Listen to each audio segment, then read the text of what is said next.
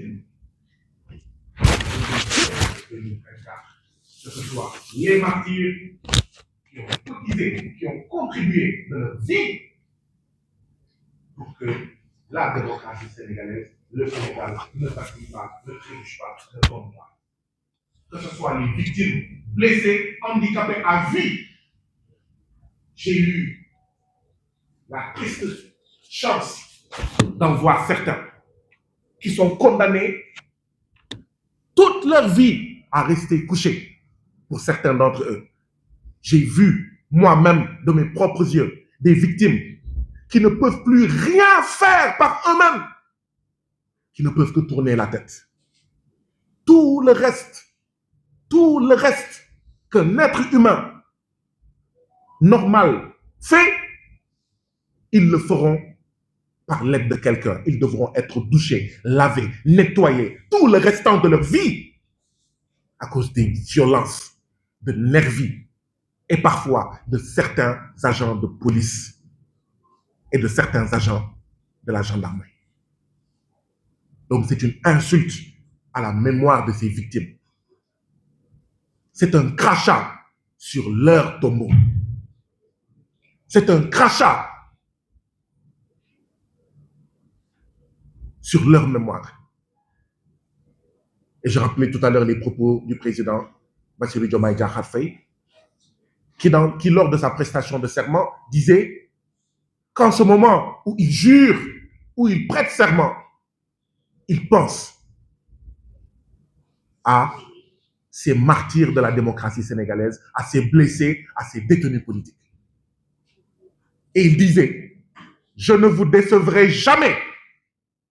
Quelle déception, quelle énième déception que d'entendre que ce monsieur-là, président de la République du Sénégal, notre président de la République, va recevoir notre bourreau, le parrain de la torture, le parrain des assassinats politiques, le parrain des détentions politiques entre au moins 2021 et 2024. Et il était important de le dire aujourd'hui au Sénégal et à la face du monde. C'est pourquoi je vous félicite tous et toutes pour cette initiative-là. Même si on ne doit entendre qu'une seule voix, cette voix doit s'élever, doit résonner et être audible partout au Sénégal et ailleurs pour dire non, c'est indécent. Non, c'est une insulte. Non, Monsieur le Président, vous ne pouvez pas trahir comme ça votre peuple. Non, vous ne pouvez pas nous mettre toutes et tous en danger et en sursis. Donc oui, nous sommes à vos côtés. Chères sœurs, chers frères, membres des familles des victimes, victimes vous-même. Nous sommes à vos côtés. Nous sommes admiratifs et respectueux devant votre résilience, devant votre résistance. Votre combat nous inspire. Et nous allons rester à vos côtés jusqu'au bout. Donc, une partie de mon temps d'aujourd'hui était à vous. Demain aussi, une autre partie de mon temps sera à vous. Ceux qui vont me succéder vont dire ce qui va se passer demain. Parce que ces vies-là ne peuvent pas passer par perte et profit. Je vous remercie de votre aimable attention.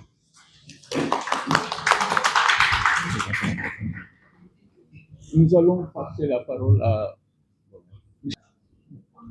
membre du collectif des familles des martyrs et cousin de Famara Goudiaby, qui a été tué à Bignona. Mais aussi, je suis le coordinateur des familles des martyrs au niveau de la région de Ziguinchor. Donc, au nom de notre structure, je m'en vais vous faire une lecture d'un communiqué, d'une déclaration à l'endroit tout simplement de l'opinion nationale et internationale concernant la venue, mais aussi concernant plusieurs points sur ce dossier. Donc, à l'endroit de l'opinion nationale et internationale, nous, Association des victimes des graves violations des droits de l'homme du régime du président Macky Sall, exprimons notre vive préoccupation au sujet des lenteurs inexplicables constatées dans l'exécution des enquêtes judiciaires annoncées par le gouvernement.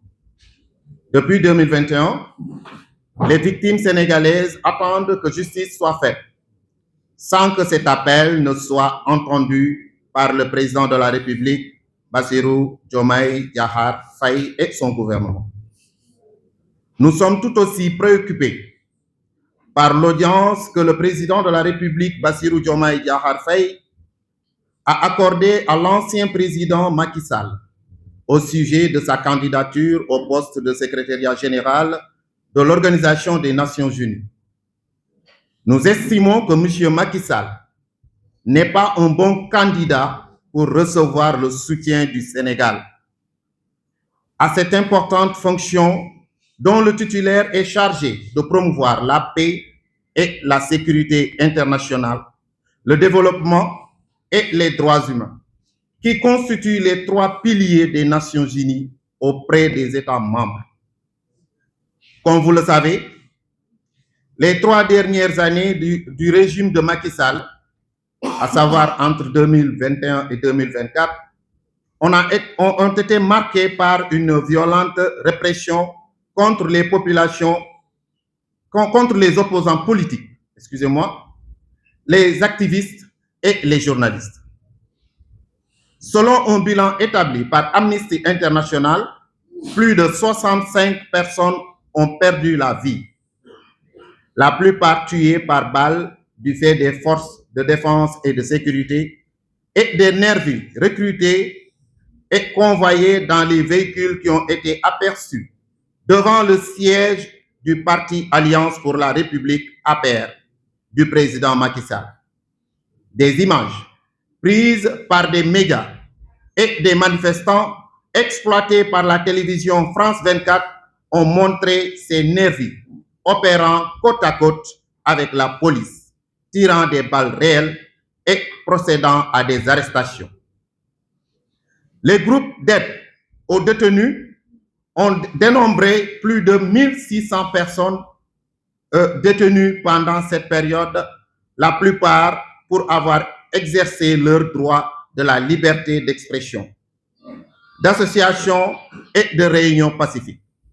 Parmi ces victimes, nous avons le président Bassirou Diomaye Diakhar Faye, qui a été victime d'une détention arbitraire de 11 mois pour avoir critiqué le travail de certains magistrats. La Croix-Rouge sénégalaise a de son côté recensé plus de 3000 personnes blessées, parmi lesquelles des personnes qui garderont un handicap à vie. Pendant la même période, Internet et la téléphonie mobile ont été coupés plusieurs fois dans le pays pour empêcher les citoyens de s'organiser et de manifester leurs droits. Les télévisions qui ont été considérées comme hostiles au pouvoir ont été fermées. La Cour de justice de la CEDEAO, saisie par l'Association sénégalaise des utilisateurs des technologies de l'information et de la communication, a considéré le 15 mai 2025 que ces coupures étaient disproportionnées et violaient les droits fondamentaux. La Cour a ordonné à l'État du Sénégal de se conformer à l'avenir aux droits humains numériques et à payer des dommages et intérêts à l'association. Une affaire l'affaire à suivre avec le numéro ECW/CCJ/APP3723.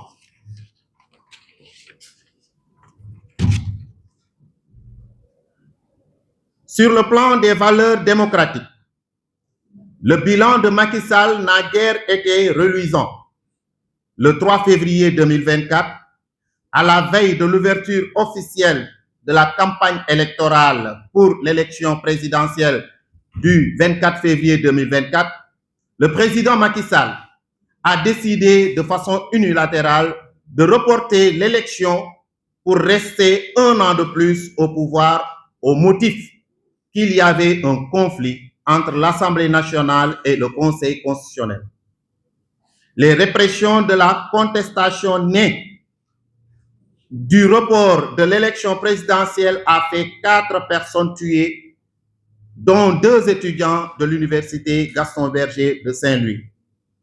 Ces violations graves des droits de l'homme et des principes démocratiques avaient soulevé des condamnations des mécanismes des droits de l'homme de l'ONU, du Haut Commissariat des droits de l'homme, de la Commission de la CEDEAO, de l'Union africaine, du Parlement européen et du gouvernement américain.